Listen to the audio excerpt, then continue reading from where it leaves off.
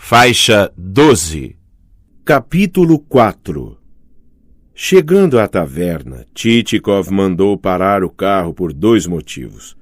Um, para dar descanso aos cavalos, e outro, para ele mesmo se alimentar e se refazer um pouco. O autor deve confessar que sente inveja do apetite e do estômago deste tipo de gente.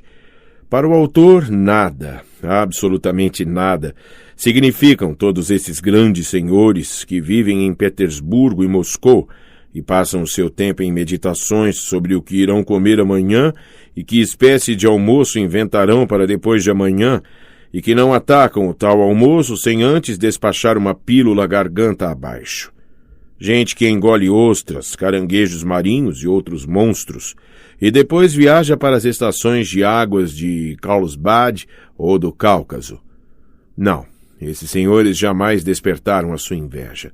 Mas os senhores da classe média, que numa parada pedem presunto, na outra um leitão, na terceira uma fatia de esturjão ou alguma linguiça assada com cebola, e depois, como se nada tivesse acontecido, sentam-se à mesa a qualquer hora, e a sopa de esturjão com enguia e ovas lhes borbulha e chia entre os dentes, acompanhada de bolo de arroz ou pastel de salmão, de tal sorte que desperta o apetite do espectador.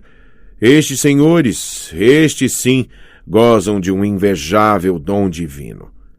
Mais de um dos senhores de classe alta sacrificaria no mesmo instante metade das almas de camponeses que possuísse e metade das suas propriedades, hipotecadas e não hipotecadas, com todas as benfeitorias à moda russa ou estrangeira, só para poder ser dono de um estômago igual àquele que tem o senhor de classe média. O azar é que por dinheiro nenhum, nem em troca de propriedades, com ou sem benfeitorias, é possível adquirir um estômago desse, de que são donos os senhores de classe média. A taverna de madeira escurecida acolheu Chichikov debaixo do seu alpendre hospitaleiro, sustentado por pequenos postes de madeira entalhada, parecidos com castiçais de igreja antigos. A taverna semelhava uma isbá russa em ponto um tanto maior. Cornijas rendilhadas de madeira nova ao redor das janelas e debaixo do teto destacavam-se em vivo colorido contra as paredes escuras. Os postigos das janelas estavam enfeitados com jarras de flores pintadas. Galgando a estreita escada de madeira, ele subiu para um amplo vestíbulo, onde deu com uma porta que se abriu rangendo e com uma velha gorda vestida de chitas coloridas que lhe disse: "Por aqui, por favor." No interior da casa, encontrou todos os velhos conhecidos que qualquer um encontra nas pequenas tavernas russas, tão comuns à beira das estradas, a saber, um samovar azinhavrado, paredes de pinho aplainado, um armário cantoneira com chaleiras e xícaras, ovinhos de porcelana dourada diante das imagens de santos, pendentes de fitas azuis e vermelhas, uma gata com sua ninhada nova, um espelho que em vez de 2 olhos mostrava 4 e em lugar de um rosto, uma espécie de panqueca. Finalmente, maços de ervas aromáticas e de cravos espetados ao lado das imagens e tão ressequidos que a pessoa que quisesse cheirá-los desandava a espirrar e nada mais. "Tens leitão?" foi a pergunta que Chichikov dirigiu à mulher parada diante dele. "Tenho." "Com raiz forte e creme azedo?" "Com raiz forte e creme azedo." "Traze-o aqui." A velha foi remexer nas coisas e trouxe um prato, um guardanapo tão engomado que ficava de pé como uma casca de árvore seca, depois uma faca de cabo de osso amarelecido, fininha como um canivete, um garfo de 2 dentes e um saleiro que ninguém conseguia colocar de pé sobre a mesa. O nosso herói, segundo o seu costume, imediatamente entabulou conversa com a taverneira e indagou se ela era a única dona da taverna ou se havia também um dono, e quanto lucro dava à taverna, e se eles tinham filhos morando com eles, e se o filho mais velho era homem solteiro ou casado, e que espécie de mulher era a dele, com dote grande ou não, e se o sogro estava satisfeito, se não estava zangado por ter recebido poucos presentes de núpcias. Numa palavra, não deixou escapar nada. Nem é preciso dizer que ele teve a curiosidade de perguntar se havia proprietários rurais naquela região, e ficou sabendo que havia diversos. Blokin, Potiatayev, Milnoy, Tcheprakov, o coronel, Sobakevich. Ah, então conheces o Sobakevich? Perguntou ele, e logo ficou sabendo que a velha conhecia não só o Sobakevich, como também o Manilov, e que Manilov é mais generoso do que Sobakevich. Manda logo preparar uma galinha, pede também carne de vitela. Quando há fígado de carneiro, pede também fígado de carneiro, e experimenta tudo o que houver. Ao passo que Sobakevich pede um prato só, mas em compensação devora tudo, e até exige repetição pelo mesmo preço. Enquanto conversava assim, mastigando o leitão do qual já sobrara só um pedaço, Tchitchikov ouviu o ruído das rodas de uma carruagem que se aproximava. Olhando pela janela, viu uma carruagem ligeira que parara diante da taverna, tirada por uma troika de bons cavalos. Da carruagem apearam 2 homens. Um era louro, de porte alto, o outro um pouco mais baixo, moreno. O louro trajava um redingote azul marinho, o moreno uma simples bata listrada. Ao longe vinha-se arrastando uma carrocinha vazia, puxada por 4 cavalos magros e peludos, de colheiras arrebentadas e arreios de corda. O louro dirigiu-se imediatamente para a escada, enquanto o moreno se demorava apalpando alguma coisa dentro da carruagem, enquanto falava com o criado e, ao mesmo tempo, acenava para a carrocinha que vinha atrás deles. Sua voz pareceu a Tchitchikov um tanto conhecida. Enquanto o examinava, o louro já tivera tempo de encontrar a porta e abri-la. Era um homem alto, de rosto magro, ou, como se costuma dizer, marcado, de bigodes ruivos. Pelo seu rosto queimado percebia-se que conhecia o fumo, se não da pólvora, pelo menos do tabaco. Ele cumprimentou Tchitchikov cortesmente, ao que este respondeu da mesma forma. Dentro de alguns minutos eles já teriam estreitado relações e entabulado uma boa conversa, pois a abertura estava feita, já que ambos, quase simultaneamente, expressaram sua satisfação pelo fato de que a poeira da estrada já estava assentada graças à chuva da véspera, e que agora viajar se tornara fresco e agradável.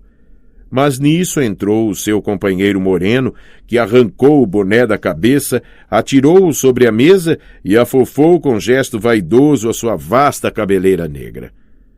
Era um rapagão de estatura mediana, muito bem proporcionado, de faces cheias e coradas, dentes brancos como a neve e suíças negras como a azeviche. Era viçoso, com as cores do sangue e do leite. Seu rosto exalava saúde. "Ora, ora, ora!" gritou ele de repente, estendendo os braços ao ver Tchitchikov. "Que ventos te trouxeram aqui?" Tchitchikov reconheceu Nozdriov, aquele mesmo com quem almoçara na casa do procurador e que em poucos minutos ficara tão íntimo dele que já começara a tratá-lo por tu, embora ele, Tchitchikov, não lhe tivesse dado motivo algum para tanto. "Por onde andaste?" disse Nozdriov, e sem esperar resposta continuou. "Pois eu, meu amigo, venho da feira. Podes felicitar-me. Perdi tudo o que tinha. Podes acreditar. Nunca na minha vida me vi tão depenado. Até tive de vir com cavalos alugados. Olha pela janela, vê com teus próprios olhos." Aqui ele mesmo forçou a cabeça de Tchitchikov, de tal forma que este quase bateu com a testa na moldura da janela. "Estás vendo que porcaria? Quase não conseguem arrastar-me até aqui. Tive de passar para a carruagem dele." E dizendo isso, Nozdriov apontou com o dedo o seu companheiro. "Ainda não se conhecem? Bem, este é o meu cunhado, Mijuyev. Falamos de ti a manhã inteira. Queres ver como vamos encontrar-nos com o Tchitchikov hoje?" dizia-lhe eu. "Ah, mas meu amigo, se tu soubesses como eu estourei, não vais acreditar. Mas não só entreguei meus 4 trotadores, larguei tudo o mais também. Pois se fiquei até sem corrente e sem relógio." Tchitchikov olhou e viu que de fato o homem estava sem corrente nem relógio. Até lhe pareceu que uma das suas suíças estava menor, menos espessa do que a outra. "E pensar que se eu tivesse apenas 20 rublos no bolso," continuou Nozdriov, "nem mais nem menos que 20 rublos, teria recuperado tudo. E não só teria recuperado tudo, mas palavra de honra, ainda teria posto mais 30 mil na carteira. Era isso mesmo que dizias lá, respondeu o louro. Mas quando eu te dei 50 rublos, tu os fizeste voar no mesmo instante?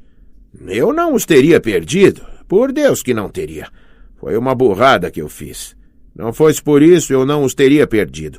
Se eu tivesse deixado passar aqueles 7, eu teria até quebrado a banca. Ah, mas não a quebraste? Disse o louro. Não quebrei, porque fiz aquela asneira com 7. E tu? Achas talvez que o teu major joga muito bem? Bem ou mal, o fato é que ele te deixou limpo. Ah, grande vantagem, disse Nozdriov. Desse jeito eu também posso limpar a ele. Não, ele que tente jogar dobrado. Aí então eu vou ver que espécie de jogador ele é. Mas em compensação, amigo Titikov, que farra nós fizemos nos primeiros dias. Ah, de fato, a feira foi excelente. Os próprios comerciantes comentavam que nunca viram tamanha afluência de compradores. De minha parte, tudo o que foi trazido da minha aldeia vendeu-se pelos preços mais vantajosos. E como nos divertimos! Agora, só de lembrar... Diabo! Quero dizer, é uma pena que tu não estivesses conosco. Imagina que a 3 verstas da cidade estava acampado um regimento de dragões. Pois acredita que os oficiais, todos eles, 40 oficiais ao todo, estavam na cidade? E quando começamos a beber, meu irmão, o capitão de cavalaria Podseluyev, tão simpático, e que bigodes, meu irmão. O vinho de Bordeaux para ele é simplesmente bordozinho. Traze aqui um bordozinho, mano. E o tenente Kuvshinikov, que pessoa mais encantadora, amigo. Este, pode-se dizer de boca cheia, é um verdadeiro farrista. Ficamos juntos o tempo todo. E que vinho nos soltou o Ponomariev. Precisa saber que ele é um ladrão e que na sua venda não se pode comprar nada. Ele mistura ao vinho toda sorte de drogas. Sândalo, rolha queimada e até mesmo sabugueiro, o gatuno. Mas em compensação, quando resolve tirar de um certo quartinho afastado, que ele chama de especial, uma garrafinha qualquer... então, meu irmão, é o Imperial. E que champanha tínhamos lá. Perto dele, o champanhe do governador é uma zurrapa. Imagine só, não era um simples clicô, mas um tal de clicô matradori, o que significa clicô duplo. E ainda conseguimos uma garrafinha de vinho francês chamado Bombom. E o aroma? Roseta e tudo mais. Que pândega, amigo. Mais tarde chegou um príncipe e mandou comprar champanhe. E não sobrava uma só garrafa em toda a cidade. Os oficiais tinham bebido tudo. Não acreditas que eu sozinho esvaziei 17 garrafas de champanhe durante o almoço? Nota. Empírio, a parte mais elevada do céu, habitada pelos deuses na mitologia grega. Fim da nota. Deixa disso, não consegues beber 17 garrafas, observou o louro. Afirmo como homem honrado que bebi, retrucou Nozdriov. Podes afirmar o que quiseres, mas eu te digo que não és capaz de beber nem 10 garrafas. Queres apostar que bebo? Apostar o quê? Ora, aposta a espingarda que compraste na cidade. Não quero. Vamos, aposta. Experimenta. Eu não quero experimentar nada. Pois é, ficaria sem a espingarda como está sem gorro. Ei, amigo Titikov, como eu lamentei que não estivesses lá. Tenho certeza de que não te separarias do tenente Kuvshinikov. Havias de dar-te com ele às 1000 maravilhas. Ele não é como o procurador e todos aqueles funcionários avarentos da nossa cidade que tremem por causa de cada copec. Este, meu amigo, joga qualquer coisa. Banca, faraó, o que quiseres. Ora, Titikov, o que te teria custado ir até lá? Palavra que és um porqueira por causa disso, um sujeito à toa. Beija-me, querido, quero-te um bem imenso. Mijuyev, olha, vê como o destino nos reuniu. E o que é ele para mim? E o que sou eu para ele? Ele chegou sabe Deus de onde, eu também moro aqui. E quantas carruagens havia lá, irmão? E tudo isso em grosso. Joguei a sorte e ganhei 2 potes de brilhantina, uma xícara de porcelana e uma guitarra.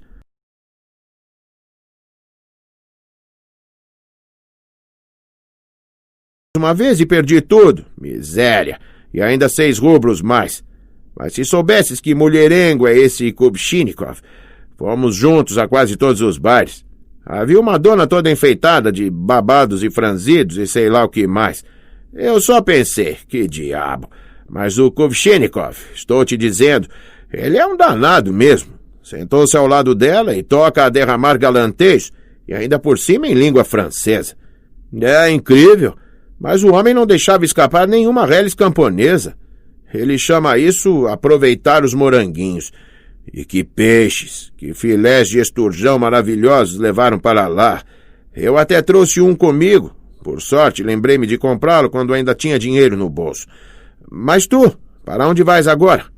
Visitar uma certa pessoa, disse Chichikov. Ora, deixa pra lá tal pessoa. Vem comigo para a minha casa. Ah, eu não posso, não dá. Tenho negócios a tratar. Negócios. Que ideias! Olha só que negociante, Ivanovich, me saíste. É verdade mesmo, eu vou a negócios, e negócios importantes. Pois aposto que mentes. Fala de uma vez, quem é que vais visitar? Ah, está bem, o Sobakevich. Notas. Faraó é um jogo de azar. Segunda nota. Engrosso. Em francês, no texto, engrosso, por atacado. Fim das notas.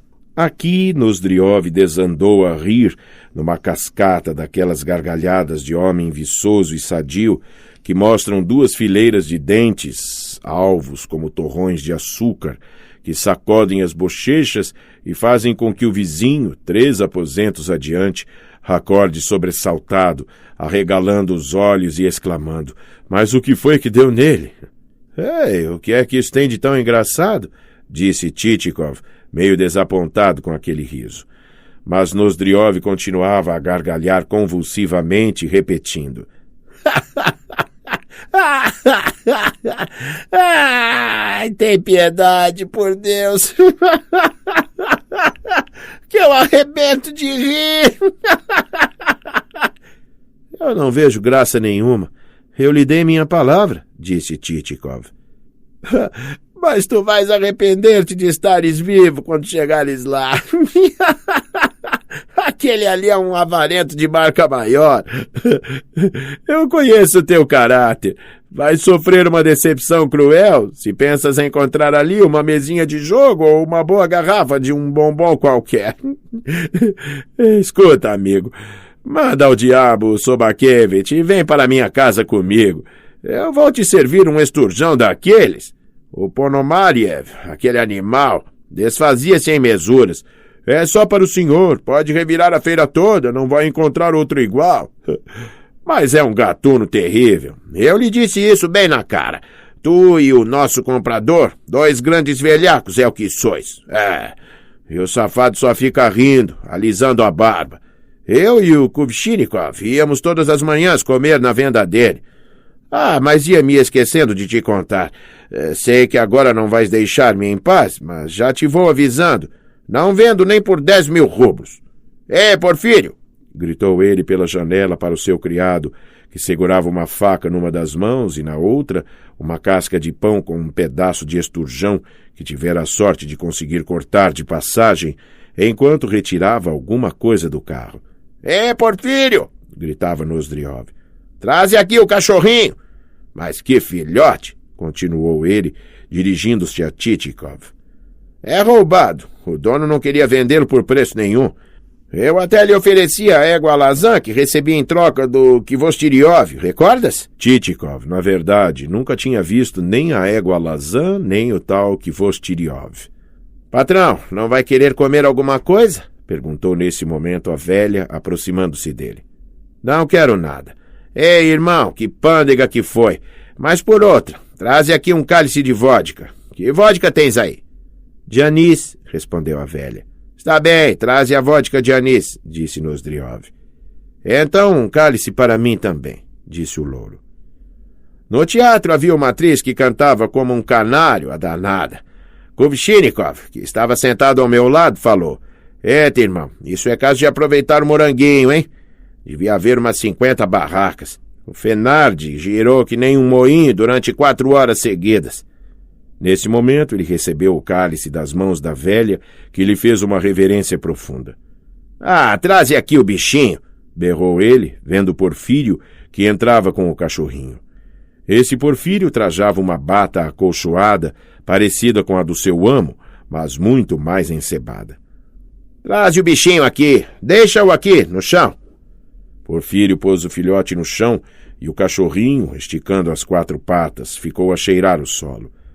"É este o cachorrinho", disse Nosdriov, erguendo-o pelo cangote. O filhote emitiu um ganido bastante lamentoso. "Mas tu não fizeste o que eu mandei", disse Nosdriov, dirigindo-se a Porfírio, enquanto examinava meticulosamente a barriga do filhote. "Tu nem tentaste catar as pulgas dele?" "Não, senhor, eu catei sim." "Então por que essas pulgas, hã?" Eu não posso saber. Talvez tenham saído da própria carruagem." "Ah, mentes. Nem pensaste em catá-las. Acho que até lhe passaste as tuas próprias pulgas, imbecil. Mas olha aqui, Titikov. Vê que orelhas. Apalpa com as próprias mãos." Não é preciso. Dá para ver assim mesmo. É de boa raça", respondeu Titikov. "Não, pega nele. Apalpa-lhe as orelhas." Titikov, para agradar-lhe, apalpou as orelhas do bichinho, acrescentando: Sim, vai dar um belo cão." "E o focinho?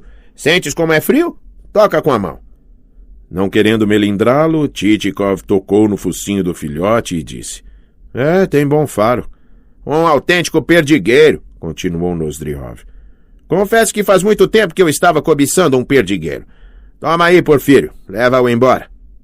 Porfírio levantou o filhote por baixo da barriga e carregou-o para a carruagem. "Ouve aqui, Titikov. Agora tu tens de vir para casa comigo, sem falta. Não só 5 verstas, chegaremos numa arrancada só, e de lá, se quiseres, poderás ir à casa do Sobakevich." Afinal de contas, pensou consigo Titikov, posso ir mesmo até a casa do Nosdriov. Ele não é pior do que ninguém, um homem igual aos outros, e ainda por cima perdeu tudo na jogatina. Ao que parece, está disposto a tudo. Portanto, quem sabe poderia arrancar alguma coisa dele pelo barato. "Está bem, vamos", disse ele. "Mas não queira segurar-me lá, que o meu tempo é precioso." "Agora sim, meu coração. Isto é que é falar. Assim é que é bom. Espera, vou beijar-te por isso." E aqui Nosdriov e Titikov se beijaram. "Ótimo! Assim rodaremos os 3 juntos." "Não, peço a fineza de me dispensares", disse o louro. "Eu tenho de voltar para casa." Nada disso, meu velho. Não vou deixar-te." "A palavra que minha mulher vai ficar zangada. Agora tu podes passar para a sege dele." Não, nem penses nisso." O louro era um desses indivíduos em cujo caráter existe uma certa obstinação. O outro nem tem tempo de abrir a boca, que eles já estão prontos a discutir, e aparentemente jamais concordarão com o que está em evidente oposição à sua maneira de pensar. Nunca dirão que um tolo é inteligente e, especialmente, nunca concordarão em dançar conforme a música alheia. Mas, no fim, o que resulta é que no seu caráter aparece maleabilidade. Eles concordam com o que refutavam. Chamarão o tolo de sábio e acabarão dançando o melhor que possam conforme a música alheia. Em suma, começam mandando e acabam borrando. "Bobagens", disse Nosdriov em resposta a um argumento aduzido pelo louro. Enfiou o gorro na cabeça dele e o louro seguiu no encalço dos outros 2. "O patrão esqueceu de pagar pela vodka", disse a velha. "Ah, sim, está certo, vovozinha. Escuta, cunhadinho, faz-lhe o favor de pagar. Eu estou sem um copequê no bolso."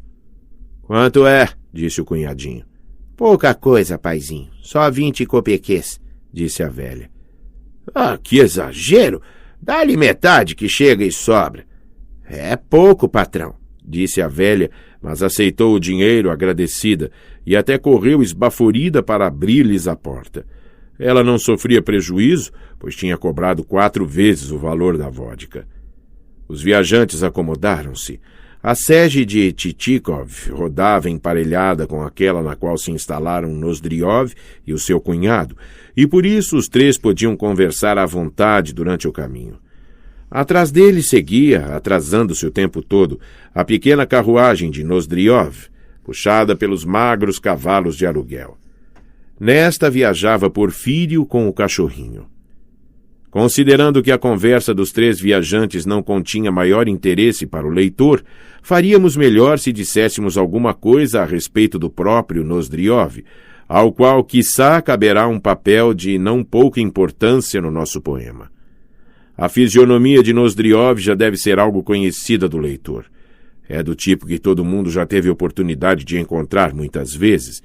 São os chamados bons sujeitos conhecidos na infância e na escola como companheirões, e que nem por isso deixam de ser bastante espancados com certa frequência.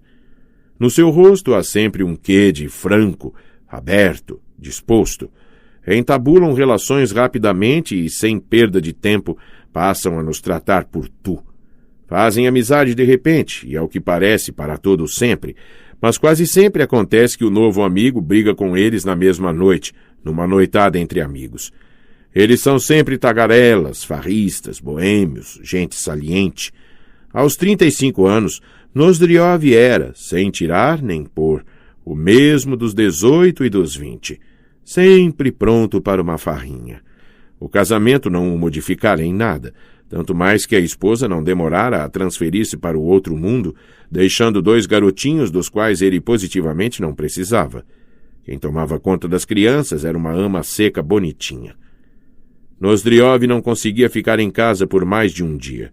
Seu nariz apurado percebia a milhas de distância onde havia uma feira com toda a sorte de reuniões e bailes. Num átimo ele estava lá, discutia e promovia confusões diante do pano verde, pois tinha, como todos os de sua laia, certa paixão por um joguinho carteado. No baralho, como já tivemos ocasião de perceber no primeiro capítulo, seu jogo não era de todo limpo e impecável. Conhecia muitos truques e sutilezas e por isso o seu jogo terminava muitas vezes em outro tipo de jogo.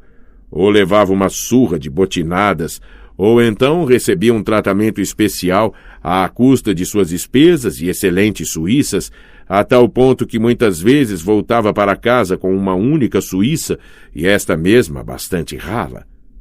Mas suas bochechas sadias e rechonchudas estavam tão bem formadas e continham tamanha capacidade de crescimento que as suíças logo se desenvolviam de novo, até melhores do que antes. E o que é mais estranho, o que só pode acontecer na Rússia, é que, passado algum tempo, ele já se encontrava de novo com aqueles companheiros que o tinham surrado e encontrava-os como se nada tivesse acontecido, nem da parte dele, nem da parte dos outros. De certo modo, Nozdriov era uma personagem histórica. Nenhuma reunião de que ele participasse acabava sem uma história. Sempre acontecia uma história qualquer. Ou ele era obrigado a deixar a sala de braço dado com 2 gendarmes, ou os próprios companheiros eram forçados a empurrá-lo para fora. E se não acontecia isso, sempre acontecia alguma outra coisa que jamais poderia ocorrer com o outro. Ou embebedava-se no buffet até ficar reduzido a um riso ininterrupto, ou então contava tantas fanfarronadas que acabava com vergonha das próprias mentiras. E mentia sem a menor necessidade. De repente contava que tinha um cavalo de pelo azul ou cor-de-rosa, e outras tolices que tais, a ponto de os ouvintes acabarem por afastar-se dizendo: meu velho, estás passando da conta. Existem pessoas que encontram um prazer especial em fazer sujeiras para o próximo, às vezes sem qualquer motivo. Às vezes, por exemplo, é até um varão ilustre, de aspecto nobre, com decoração no peito, aperta-vos a mão, conversa sobre temas profundos que induzem à meditação e, de repente, ali mesmo, diante dos vossos olhos, vos faz uma sujeira. E uma sujeira de reles funcionário subalterno, e não uma de cavalheiro de estrela no peito, que conversa sobre temas que induzem à meditação, de modo que só vos resta pasmar e dar de ombros e nada.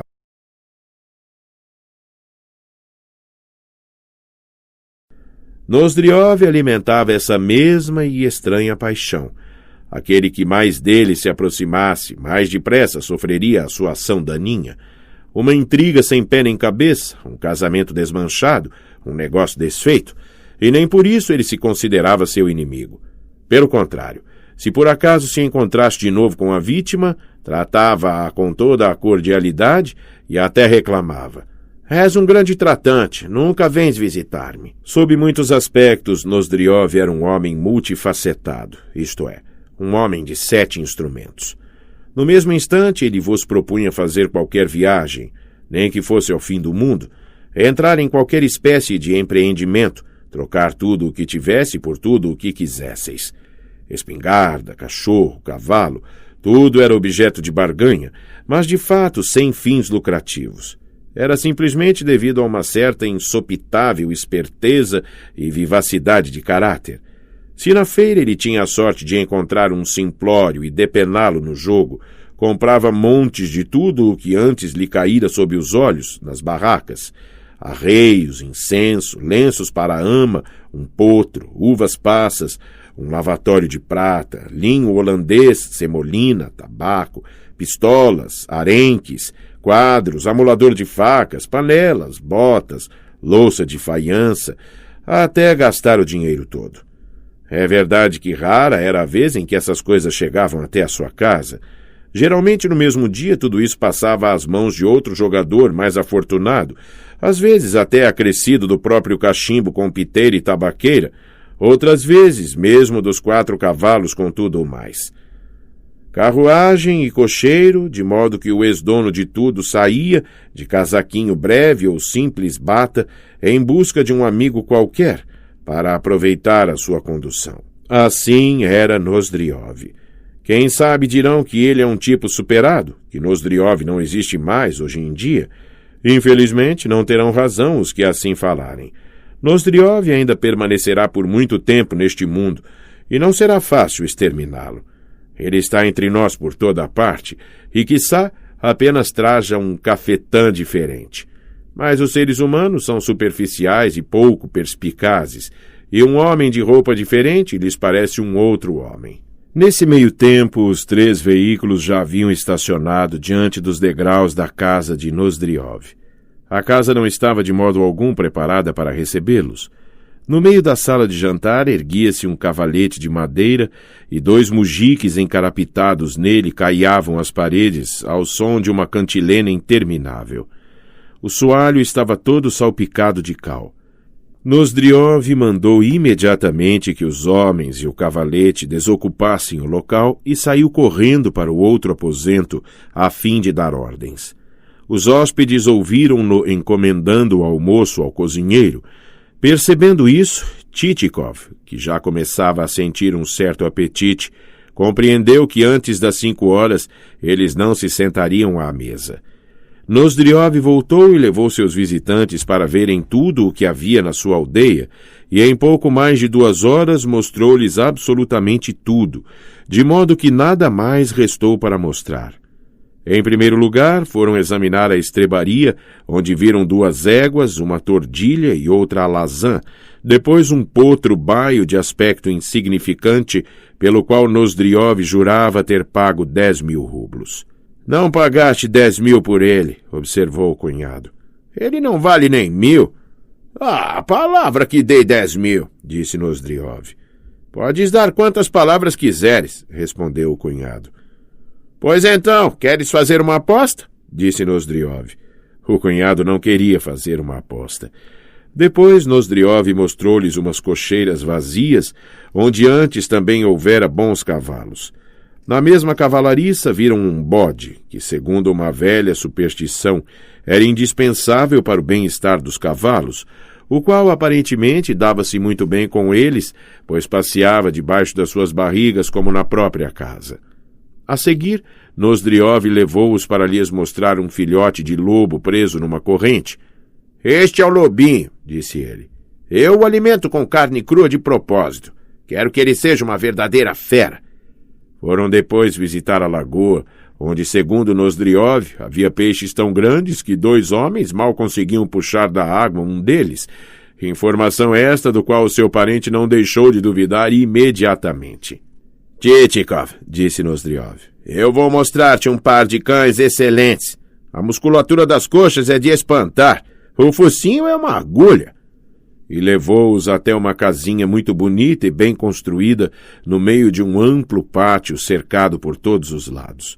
Entrando no pátio, viram ali todas as espécies de cães, puros e mestiços, de todos os tipos e raças, peludos e lisos, de todas as cores e matizes, pretos, cinzentos, malhados, ruivos, castanhos, fulvos, de orelhas pretas, de orelhas cinzentas. Havia ali todos os apelidos, todos os nomes imperativos. Dispara, espanta, voa, chispa, fogueira, ligeiro, faísca, danado, querida, bandido, recompensa, tutora. No meio deles, Nosdriov era, sem tirar nem pôr, um pai no meio da sua família. Todos eles, arrebitando as caudas, que os caçadores entendidos em cães chamam de lemes, dispararam ao encontro das visitantes e puseram-se a cumprimentá-los. Uma dezena deles colocou as patas nos ombros de Nosdriov. Danado deu a mesma prova de amizade a Chichikov, e erguendo-se nas patas traseiras, deu-lhe uma lambida em plena boca, o que fez com que Chichikov cuspisse bem depressa. Todos admiraram os cães, que causavam espanto pela musculatura das coxas. Eram de fato excelentes animais. Depois foram ver uma cadela da Crimeia, que já estava cega, e, na opinião de Nosdriov, deveria morrer logo, mas uns 2 anos atrás fora uma cadela muito boa. Examinaram também a cadela, de fato, era cega.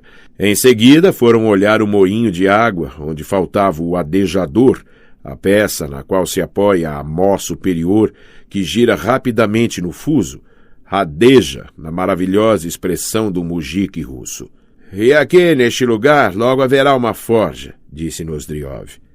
Depois de andar um pouco, viram de fato uma forja. Examinaram também a forja.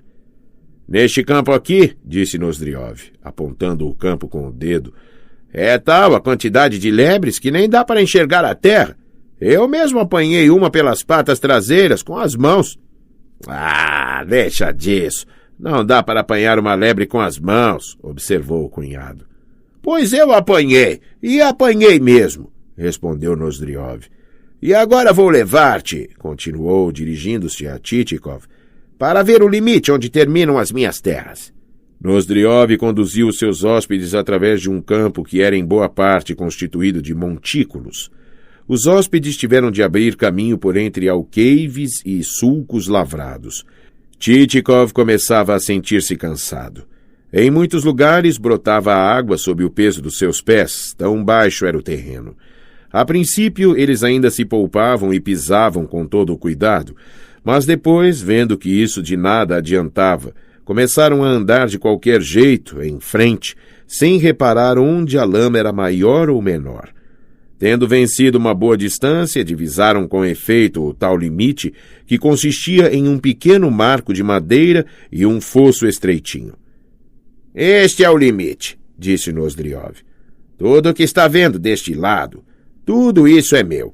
E mesmo do lado de lá, todo aquele bosque que azula ali, à distância, e tudo o que fica por trás do bosque, tudo aquilo é meu. E desde quando aquele bosque ficou sendo teu? Perguntou o cunhado. Será que o compraste recentemente? Ele não era teu antes. Sim, eu o comprei há pouco tempo, respondeu Nosdriov. Quando é que tiveste tempo de comprá-lo, tão de repente? E como não? Faz uns 3 dias que o comprei, por sinal que paguei um preço alto com os diabos. Mas se naqueles dias tu estavas na feira... mas que simplório! Então não é possível estar ao mesmo tempo na feira e comprar terras? Pois então, eu estava na feira e o meu administrador fez a compra aqui, na minha ausência. Só se foi o administrador, disse o cunhado, mas mesmo assim ficou na dúvida e sacudiu a cabeça. Os visitantes voltaram para casa pelo mesmo caminho horrível. Nosdriov levou-os ao seu escritório, no qual, aliás, não havia nem sinal das coisas que habitualmente se encontram em escritórios, ou seja, livros ou papéis. Só havia sabres e 2 espingardas penduradas na parede, uma no valor de 300 e outra de 800 rublos. O cunhado, vendo aquilo, limitou-se a balançar a cabeça. Depois foram exibidos punhais turcos, num dos quais, por engano, estava gravado em russo, Mestre Savelik Sibiriakov.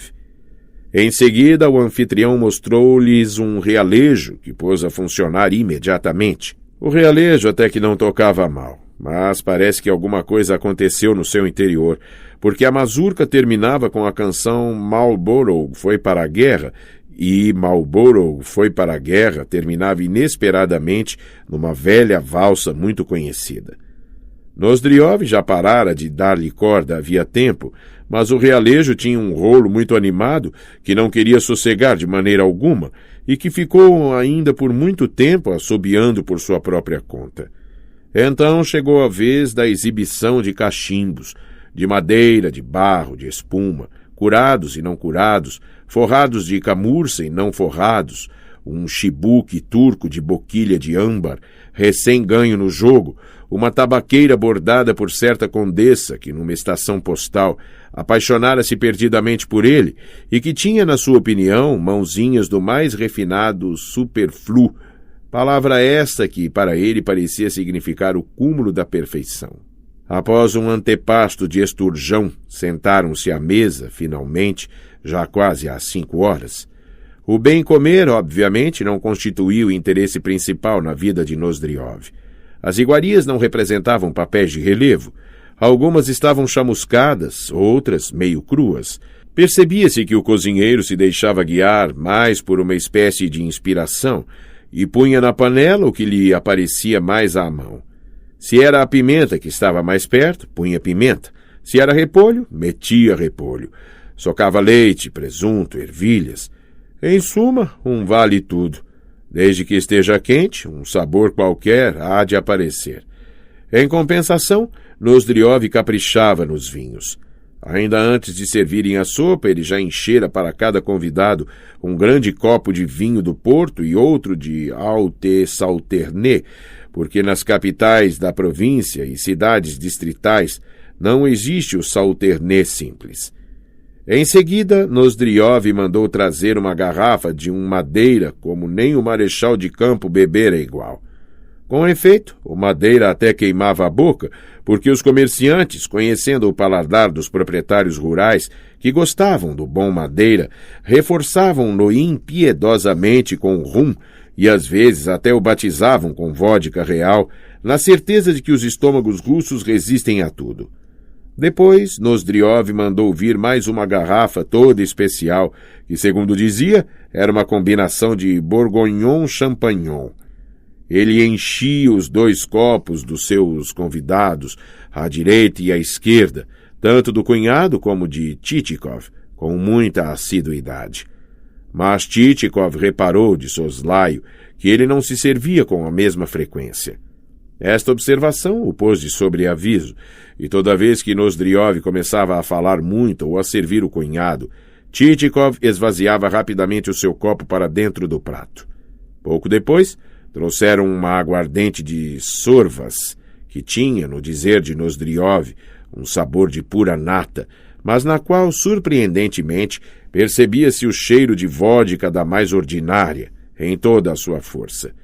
Por fim, beberam um certo bálsamo, de nome até difícil de lembrar, tanto que o próprio anfitrião, na segunda vez, já o chamou por outro nome. O repasto já terminara havia muito, todos os vinhos já tinham sido provados, mas os convivas ainda continuavam sentados à mesa. Tchitchikov, de maneira alguma, queria tocar no seu assunto principal na frente do cunhado. Afinal, o cunhado era pessoa estranha, e o assunto exigia uma conversa íntima e amistosa. Aliás, o cunhado não apresentava perigo algum, porque estava bastante embriagado, e sentado na sua cadeira, cochilava, deixando pender a cabeça de minuto em minuto. Percebendo, afinal, ele mesmo que não se encontrava em bom estado, começou a pedir que o deixassem voltar para casa, mas com uma voz tão mole e preguiçosa, como se, na expressão popular russa, quisesse pôr o cabresto no cavalo usando uma torquês.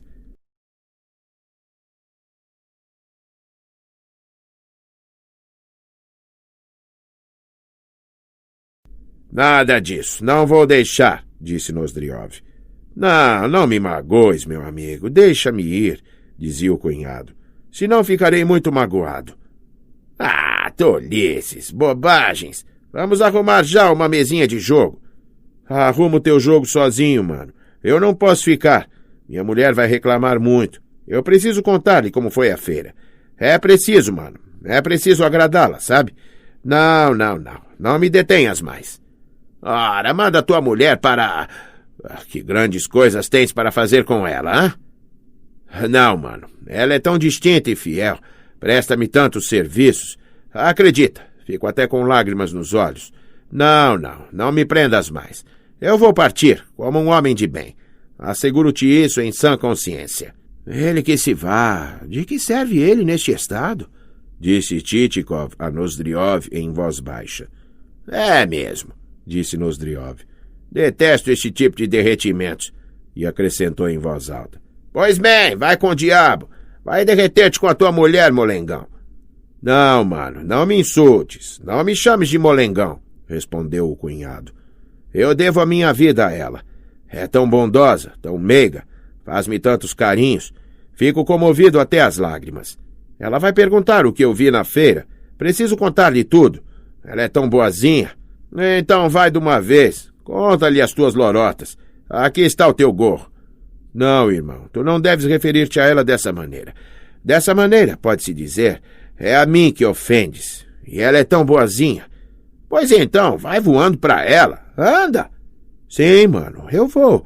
Desculpa-me por não poder ficar. Gostaria muito, mas não posso mesmo. O cunhado ainda ficou por longo tempo repetindo as suas desculpas, sem perceber que havia muito estava sentado na sege, havia muito passara pela porteira e que diante dele já se estendiam havia muito tempo os campos desertos. Deve-se presumir que sua mulher não chegou a ouvir muitos pormenores sobre a feira. Ah, que porcalhão! Dizia Nozdriov, olhando pela janela a sege que se afastava.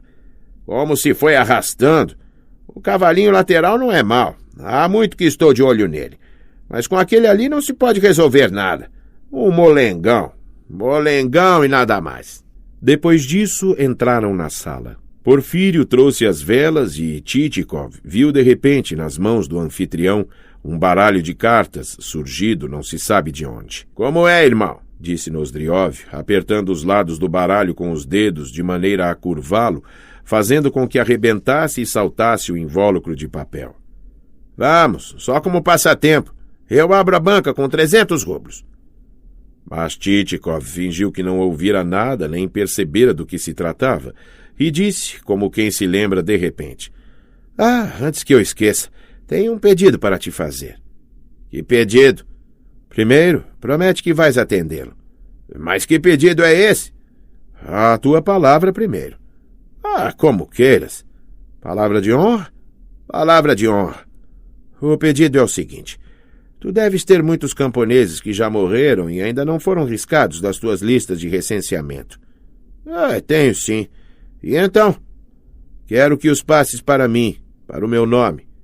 E para que queres isso? É que eu preciso deles. Mas para que fim? Preciso porque preciso. Isto já é assunto meu. Em suma, preciso deles. Tu deves estar tramando alguma coisa. Vamos, confessa. O que é? Tramando coisa nenhuma. O que é que se pode tramar com uma ninharia dessa? Mas para que precisa deles? Mas que sujeito curioso. Qualquer besteira que veja quer apalpar com a mão e meter o nariz para até cheirar. Mas por que então não me queres dizer? Que é que tu ganhas se ficares sabendo? É um simples capricho. Assim, uma fantasia. Pois então fica sabendo. Enquanto não me contares a razão, não farei o negócio. Não. Assim já fica feio. É desonesto de tua parte. Deste a palavra de honra e agora queres dar para trás. Pensa o que quiseres, mas não farei nada enquanto não me disseres do que se trata. Que será que eu lhe poderia dizer? Pensou Titikov, e após um minuto de reflexão declarou que precisava das almas mortas para adquirir maior peso na sociedade, pois não possuía grandes propriedades, e estas poucas alminhas o ajudariam, por ora, a manter as aparências. Mentes, disse Nozdriov, sem deixá-lo terminar a explicação. Mentes, mano. Titikov já tinha percebido ele mesmo que sua invenção não era das melhores e o pretexto era bastante fraco. Está bem. Então eu vou contar a verdade, disse ele, corrigindo-se. Mas, por favor, não vás revelar isto a ninguém. Eu resolvi casar-me. Mas preciso informar-te de que o pai e a mãe da noiva são pessoas muito ambiciosas. Estou com um problema tremendo. Dá até vontade de desistir do trato. Eles exigem sem falta que o noivo possua nada menos que 300 almas, e como acontece que me faltam quase 150 camponeses... Estás mentindo outra vez! Mentes! Gritou de novo Nozdriov. Escuta, amigo, disse Chichikov. Agora eu não menti nem um tantinho assim. E mostrou com o polegar a mais ínfima porção do dedo mínimo. Aposto a cabeça como estás mentindo. Mas isto já está beirando a ofensa. Por que me tomas? Por que acha que não faço outra coisa a não ser mentir? É porque eu te conheço, mano. Sei que és um grande malandro. Permite que te diga como bom amigo. Se eu fosse o teu chefe, mandaria enforcar-te na primeira árvore. Chichikov sentiu-se melindrado com esta observação. Qualquer expressão indelicada, um pouco grosseira ou ofensiva ao decoro era-lhe desagradável. Ele até não gostava de ser tratado com familiaridade, em circunstância nenhuma, a não ser quando o interlocutor era de posição muito elevada. E por isso, agora, ele ficara totalmente ofendido. Palavra de honra que te mandaria enforcar, repetiu Nozdriov. Digo-te isso com toda a sinceridade, sem intenção de te magoar, mas assim, entre bons amigos. Há limites para tudo, disse Chichikov com dignidade. Se queres exibir-te com semelhante linguagem, é melhor que vás para as casernas. E acrescentou em seguida. Se não queres dá-los de presente, podes vender-me as tuas almas mortas. Vender? Mas se eu te conheço, sei que és um tratante, não pagarás o preço justo por elas. Mas tu também é dos bons. Olha lá, de que é que elas são feitas, as tuas almas, hã? De brilhantes? Estás vendo? É como eu pensava. Eu te conhecia. Tem paciência, mano. Que impulsos judaicos são esses que te movem? O que devias fazer era dar-mas de presente. E escuta aqui. Para te provar que não sou nenhum explorador, não te cobrarei nada por elas. Compra o meu potro e eu t'as darei como brinde. Mas o que é isso, homem? Que é que eu vou fazer com um potro? Disse Chichikov, sinceramente espantado com semelhante proposta. Como? O que vais fazer? Mas se eu paguei 10.000 rublos por ele e vou vendê-lo a ti por apenas 4.000? Mas de que me serve um potro? Eu não faço criação. Mas escuta, homem, não estás compreendendo. Eu só levarei 3.000 rublos agora. Os outros 1.000 poderás pagar-me mais tarde. Mas se eu não preciso de potro nenhum, ora essa. Está bem. Então compra-me a égua alazã. Eu não preciso de égua tampouco.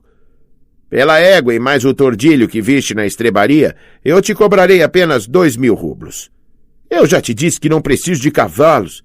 Poderás vendê-los. Na primeira feira te darão o triplo por eles. Neste caso é melhor que tu mesmo os vendas, se tens certeza de lucrar o triplo. Eu sei que posso lucrar, mas quero que tu também ganhes. Chichikov agradeceu-lhe a bondade, mas recusou redondamente tanto a égua alazã como o cavalo tordilho. Bem, então, compra-me uns cães. Vou vender-te um par de cães tão bons que dá até arrepios na pele só de pensar. Peitudos, bigodudos, de pelo eriçado como espinhos. O tórax enorme, as patas acolchoadas, quando correm não tocam no chão. De que me servem cachorros? Eu não sou caçador. É que eu gostaria que tu tivesses uns cães. Está bem, se não queres comprar os cachorros, compra-me o realejo. Palavra de honra que ele me custou 1,5 milhar. Passo-te por 900 rublos. Mas o que é que eu vou fazer com um realejo? Eu não sou nenhum alemão para me arrastar com ele pelas estradas pedindo dinheiro. Mas este não é dos realejos que os alemães carregam. É um órgão.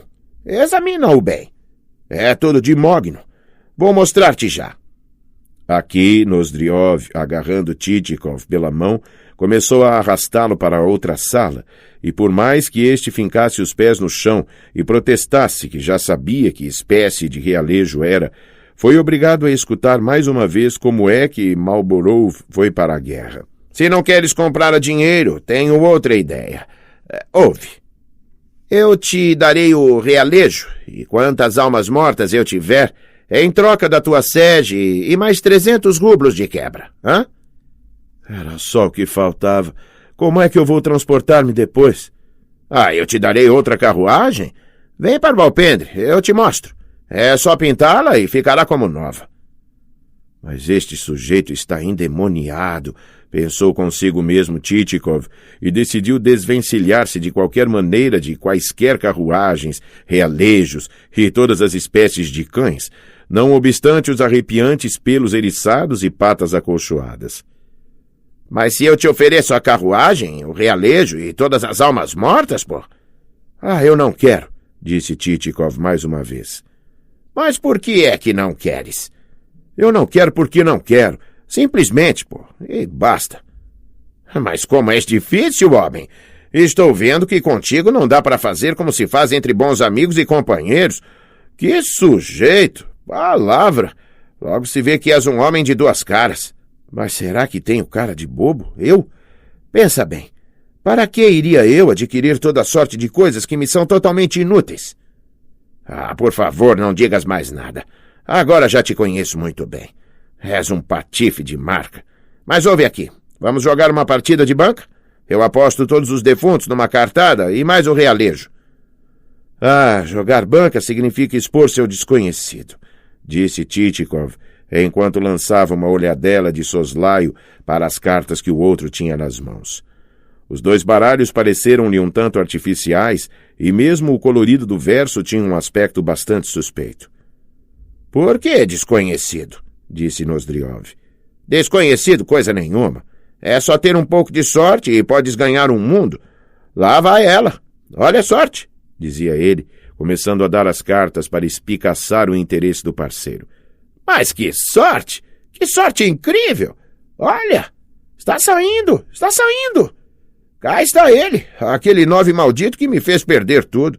Eu bem que sentia que ele ia trair-me, mas fechei os olhos e pensei comigo, que te leve o diabo, anda, trai-me, maldito. Quando Nozdriov estava dizendo isso, Porfírio trouxe uma garrafa, mas Chichikov recusou com firmeza, tanto a bebida como o jogo. — E por que razão tu não queres jogar? — disse Nozdriov. — Porque não estou com disposição. De mais a mais, confesso que não sou muito amigo do baralho. — E por que não és amigo? Chichikov deu de ombros e respondeu. — Por que não? És uma boa droga. Que é que eu vou fazer? Deus me criou assim. Não passas de um moleirão. Antes eu pensava que eras um homem às direitas, pelo menos até certo ponto. Mas tu não entendes quando te tratam bem. Não se pode conversar contigo como entre pessoas amigas. Nenhuma franqueza, nenhuma sinceridade. Um perfeito Sobakevich, patife da mesma laia. Mas por que me estás insultando, hã? Que culpa tenho eu se não jogo?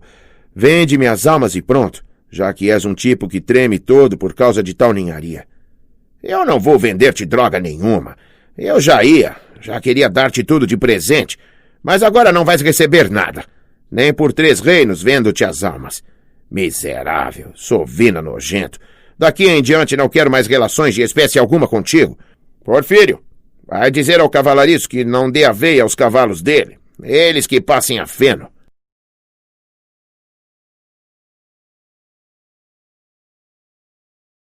Por esta conclusão, Chichikov não esperava de forma alguma. Melhor teria sido que eu nunca tivesse posto os olhos em ti, disse Nozdriov. Entretanto, apesar desse desentendimento, o anfitrião e o hóspede jantaram juntos, embora desta vez não aparecessem na mesa vinhos de nomes exóticos. Havia uma só garrafa com uma coisa de Chipre, que era, como se diz, uma zurrapa em toda a acepção do termo. Depois do jantar, Nozdriov acompanhou Chichikov até um quarto, onde estava preparada uma cama para ele. Aqui tens uma cama. Eu não quero nem desejar-te uma boa noite. Depois da saída de Nozdriov, Chichikov ficou só, num estado de espírito dos mais desagradáveis. Estava descontente consigo mesmo e repreendia-se por ter ido lá e perdido o seu tempo à toa. mas reprochava-se mais ainda por ter falado com ele do seu negócio, por ter sido imprudente como uma criança, como um bobo, pois o negócio certamente não era do tipo que se pudesse confiar a um Nozdriov. Nozdriov era um homem lixo. Nozdriov podia mentir, exagerar, espalhar Deus sabe o quê. Podiam surgir complicações e intrigas. Muito mal, muito mal. Sou um bobalhão, dizia ele para si mesmo. Passou uma noite de sono agitado. Uns insetos miúdos e muito vorazes picavam-no sem cessar, dolorosamente, tanto que ele raspava com os 5 dedos o lugar atingido, resmungando: "Ah, que o diabo vos carregue junto com o Nozdriov!" Acordou de manhã bem cedo. A primeira coisa que fez foi enfiar o roupão e sair para o pátio para ordenar a Serifã que atrelasse a sege imediatamente. Voltando para o quarto, encontrou-se no pátio com Nozdriov, que também estava de roupão e cachimbo entre os dentes. Nozdriov saudou-o com cordialidade e perguntou como tinha passado a noite. Assim, respondeu Tchitchikov num tom bastante seco. Pois eu passei mal, mano, disse Nozdriov. Uns bichos nojentos me atormentaram a noite inteira, e na boca, depois de ontem, parecia que acampou um esquadrão inteiro. E imagina, sonhei que levava uma surra. Palavra. E calcula só de quem. Aposto que não consegues adivinhar. Do capitão Potseluyev e do Kutchinikov. Pois é, pensou consigo mesmo Tchitchikov. Bom teria sido se te curtissem o couro na realidade. Palavra de honra. E doeu muito. Acordei. Com os diabos, a coceira é de verdade. Devem ser as pulgas, essas bruxas. Bem, vai vestir-te agora. Logo mais irei ter contigo. Preciso só descompor um pouco o canalha do meu intendente. Tchitchikov entrou no quarto para se vestir e se lavar. Quando saiu para a sala de jantar, já encontrou a mesa posta com um aparelho de chá e uma garrafa de rum. A sala mostrava vestígios do almoço e do jantar da véspera. Ao que parecia, a vassoura era um instrumento desconhecido na casa. Havia migalhas de pão espalhadas pelo assoalho e as cinzas do fumo continuavam a enfeitar a toalha de mesa. O próprio anfitrião, que entrou logo depois, não trazia nada debaixo do roupão a não ser o peito nu, no qual crescia uma espécie de barba. Com o cachimbo turco numa mão e a xícara de chá na outra, ele seria o modelo ideal para um pintor que não apreciasse muito senhores frisados e alisados como anúncios de barbearia ou de cabeça raspada à escovinha. — Então, já pensaste melhor? — disse Nozdriov após um breve silêncio. — Não queres jogar as almas? — Eu já te disse que não jogo, mano. Comprar, sim. Se quiseres, eu compro. Eu não quero vender. Isto não se faz entre amigos. Não me fica bem tirar vantagem, sabe Deus do quê. Num joguinho de banca, sim. É outra conversa. Uma rodada só. Vamos. Eu já disse que não. E uma barganha? Não quero. Sabes de uma coisa? Vamos jogar damas. Se ganhares, as almas são todas tuas. Olha que eu tenho muitas dessas que precisam ser riscadas das listas. Porfírio, traze aqui o tabuleiro de damas. É tempo perdido. Eu não vou jogar. Mas isto não é jogo de cartas. Aqui não pode haver azar ou trapaça. É tudo pura arte. Preciso até avisar-te de que eu jogo muito mal. Terás de dar-me uma vantagem inicial.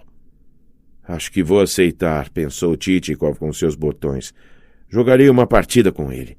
Eu jogava damas até que muito bem, e neste jogo vai ser difícil ele fazer trapaça. Pois bem, aceito. Jogaremos uma partida de damas. As almas vão pelo valor de 100 rublos. Para que tanto? Basta que vão por 50. Não, que conta é essa, 50? Então vou incluir nessa quantia um cachorrinho de raça média ou um sinete de ouro para a corrente do relógio. Como queiras, disse Tchitchikov. E quanto é que vais me dar adiantado? Disse Nozdriov. A troco de que isso? Evidentemente, nada. Então pelo menos dá-me 2 lances de vantagem. Eu não quero. Eu mesmo sou o mau jogador. Já estamos sabendo como vós jogais mal, disse Nozdriov, saindo com uma pedra. Faz um bom tempinho que não pego num jogo de damas, disse Tchitchikov, saindo com uma também. Já estamos sabendo como vós jogais mal, disse Nozdriov, avançando com outra pedra. Faz um bom tempinho que não pego num jogo de damas, disse Chichikov, movendo outra pedra. Já estamos sabendo como vós jogais mal, disse Nozdriov, movendo uma pedra, ao mesmo tempo que com o punho da manga movia a outra. Faz um bom tempinho que não pego... O que foi isso, mano? Põe de volta. O quê? A pedra. Essa, disse Chichikov, e no mesmo momento viu quase diante do seu nariz uma terceira pedra que, ao que parecia, já estava insinuando-se para a dama. De onde tinha surgido, só Deus sabia. Não, disse Chichikov, levantando-se da mesa. Não é possível jogar contigo. Assim não se joga, movendo 3 pedras ao mesmo tempo. Por que 3? Foi um engano. Ela se moveu sem querer. Eu vou pô-la de volta no lugar. Pronto. E a outra? De onde surgiu? Que outra? Esta aqui, que está querendo passar para a dama. Esta agora. Como se não te lembrasses. Não, mano. Eu contei todos os lances e lembro-me de tudo. Tu a puseste aí agora mesmo. O lugar dela é aqui. Como o lugar? Que lugar? Disse Nozdriov, ficando vermelho. Mas tu, amigo, pelo que estou vendo, és um invencioneiro. Não, mano. Parece que o invencioneiro és tu, só que mal sucedido. Por quem é que me estás tomando? Disse Nozdriov. Então, achas que vou fazer trapaça? Não te tomo por coisa nenhuma, só que nunca mais vou jogar contigo de agora em diante. Não, tu não podes desistir, dizia Nozdriov, começando a ficar excitado. O jogo já começou. Eu tenho todo o direito de desistir, já que tu não jogas como compete a um homem decente. Não, estás mentindo. Não podes dizer uma coisa dessa. Não, mano. Quem está mentindo és tu. Eu não fiz trapaça e tu não podes desistir. Tens de terminar a partida. Não podes obrigar-me a fazer isso, disse Chichikov friamente e misturou as pedras no tabuleiro. Nozdriov ficou furioso e avançou para Chichikov, tanto que este teve de recuar alguns passos. Eu vou obrigar-te a jogar. Não importa que tenhas misturado as pedras. Eu me lembro de todos os lances. Vamos colocá-las de volta, nos mesmos lugares. Não, amigo. O caso está encerrado. Eu não vou jogar contigo. Então não queres jogar? Tu mesmo estás vendo que não é possível jogar contigo. Não, quero que repitas. Repete. Não vais querer jogar? Dizia Nozdriov, avançando mais ainda. Não quero, disse Chichikov, mas para evitar imprevistos, pôs as 2 mãos diante do rosto, pois a situação estava se tornando realmente explosiva. Essa precaução foi de grande utilidade, porque Nozdriov levantou a mão e bem podia ter acontecido que uma das simpáticas e rechonchudas bochechas do nosso herói se cobrisse de ignomínia indelével, mas tendo conseguido, com muita sorte, desviar o golpe, ele agarrou Nozdriov por ambas as suas atrevidas mãos e segurou-as com força. — Porfírio! Pavlushka! Gritava Nozdriov, furibundo, forcejando por libertar-se. Ouvindo estas palavras, Chichikov, para não permitir que os servos domésticos fossem testemunhas de tão tentador espetáculo, e sentindo ao mesmo tempo a inutilidade de continuar segurando Nozdriov, soltou-lhe as mãos. No mesmo momento entrou Porfírio e com ele Pavlushka, rapagão reforçado, com quem não seria nada vantajoso entrar em atrito. — Então não queres mesmo terminar a partida? — repetiu Nozdriov. — Responde, sem rodeios! — Não existe possibilidade de terminar a partida, disse Chichikov, enquanto espiava pela janela. Viu a sua sege, já toda atrelada, e Selifan, que parecia esperar apenas um gesto para trazê-la até a frente da casa, mas não havia possibilidade alguma de escapar da sala. A porta estava barrada pelos 2 avantajados palermas de servos. — Então não queres terminar a partida? — repetiu Nozdriov, a cara ardendo como uma fogueira. — Se tu jogasses como compete a um homem de honra, mas agora não posso. — Com quem então não podes, canalha? Quando percebeste que não estavas ganhando, não pudeste mais. Desçam o braço nele! Batam! Berrou ele, fora de si, para Porfírio e Pavlushka, enquanto ele mesmo empunhava o cachimbo turco de pau de cerejeira. Chichikov ficou lívido como cal. Tentou dizer alguma coisa, mas sentiu que seus lábios se moviam sem emitir som algum. — Batam! Batam!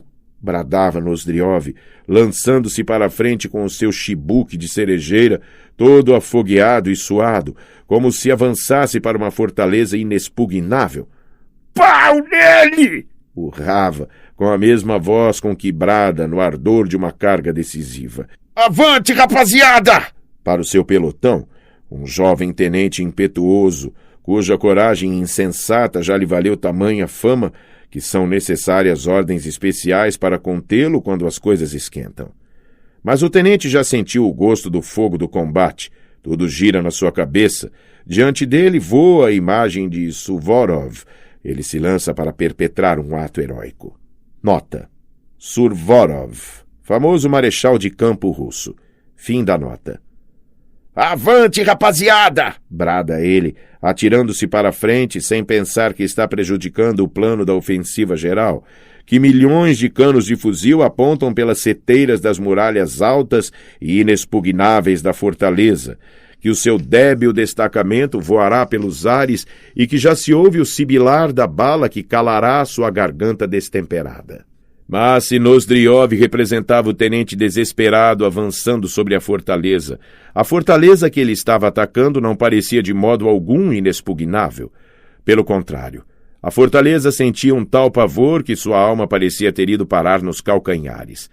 Já a cadeira, com a qual intentara defender-se, fora arrancada das suas mãos pelos dois servos, já de olhos fechados, mais morto do que vivo. Ele se preparava para provar o gosto do cachimbo circassiano do seu anfitrião, e sabe Deus o que teria acontecido com ele se... Mas os fados houveram por bem salvar os ombros, os flancos e todas as distintas partes do nosso herói.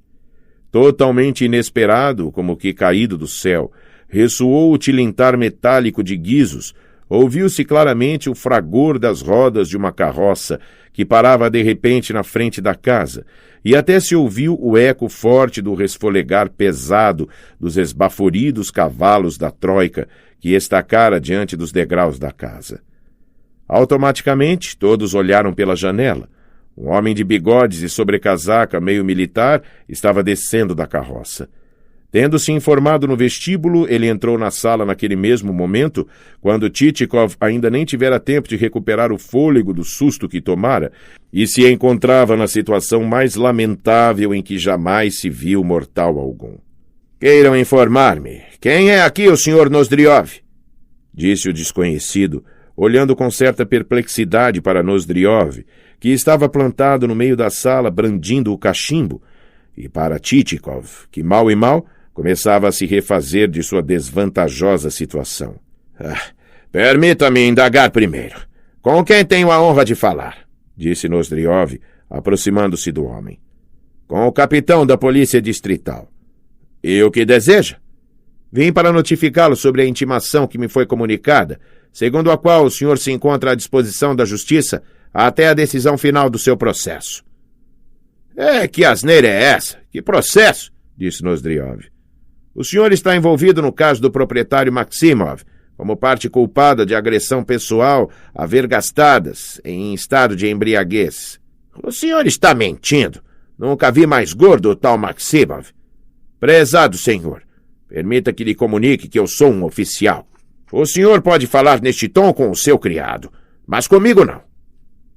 Neste ponto, Tchitchikov, sem esperar pela resposta de Nozdriov a estas palavras, agarrou apressadamente o seu gorro e, esgueirando-se por trás das costas do capitão da polícia distrital, escapuliu para o pátio, meteu-se na sua sege e ordenou a Selifan que tocasse os cavalos a